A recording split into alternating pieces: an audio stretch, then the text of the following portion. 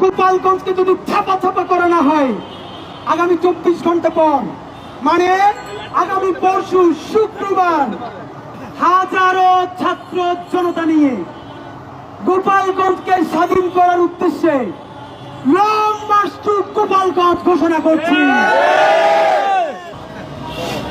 মাননীয় আর্মির চিফ, পুলিশের আইজিপি এবং ইন্টারিম বাহাদুর, যত্ন নিয়ে শোনেন।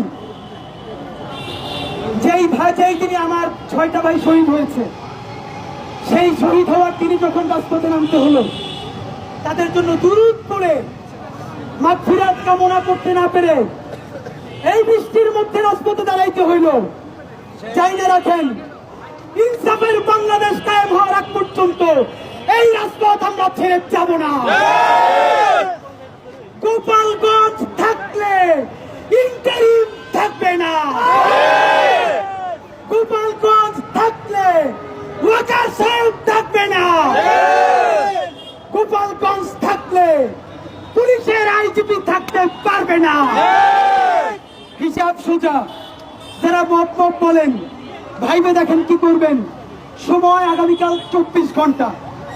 এই 24 ঘন্টার মধ্যে গণহত্যাকারী, ফ্যাসিস্ট, জঙ্গি, প্রত্যেকটা আওয়ামী লীগের বদমাইশ খুনিগুলা যারা গোপালগঞ্জে পালাই আছে, দেশ বিরোধী রাষ্ট্রদ্রোহী ষড়যন্ত্র করতেছে, আমার পুলিশ ভাইকে আক্রান্ত করতেছে, গাড়ি পোড়াই দিতেছে, ইউনোর গাড়ি আক্রান্ত করতেছে, আমার জুলাই যোদ্ধা ভাইদেরকে জান শেষ করে দেওয়ার জন্য আক্রমণ করতেছে। 24 ঘন্টার মধ্যে মাটির নিচ থেকেও ওদেরকে ধরে দেয় না যদি বিচার করার উদ্যোগ গ্রহণ করা না হয়, সন্ত্রাসীদের অভয়ারণ্য গোপালগঞ্জকে যদি ছাপা ছাপা করা না হয় আগামী 24 ঘন্টা পর মানে আগামী পরশু শুক্রবার হাজারো ছাত্র জনতা নিয়ে গোপালগঞ্জকে স্বাধীন করার উদ্দেশ্যে লং মার্চ টু গোপালগঞ্জ ঘোষণা করছি।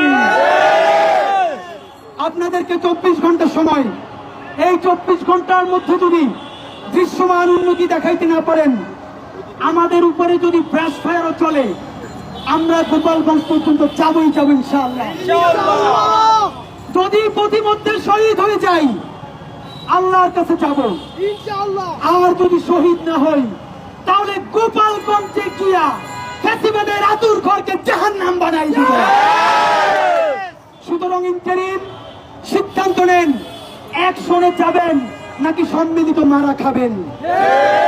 গোপালগঞ্জে বাঁচাইয়া রাইখা আসিফ মাহমুদ আর মাহফুজ চেয়ারে বসো ভাই, ফেসবুকে পোস্ট দাও, আমার ভাইদের উপরে আক্রমণ হয়, তুমিও তো সরকার, কেন সরকার থেকে পদত্যাগ করতেছো না বলো।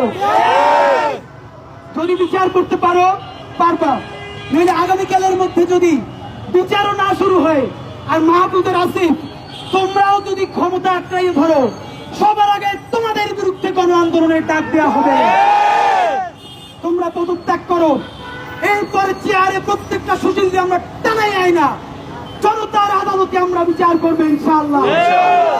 সর্বশেষ বলি, আবু সাইদের বাংলায়, ওয়াসিমের বাংলায়, রিয়াগুপের বাংলায় প্রায় 2000 শহীদের বাংলায় গোপালগঞ্জের মতো কোনো জাউরা জমিন থাকতে পারবে না ইনশাআল্লাহ। এই জমিনকে আমরা বিজয় করে সেখানে শুকরানা নামাজ পড়ে বাংলাদেশের স্বাধীনতার পতাকা উড়াই দিয়ে আসবো।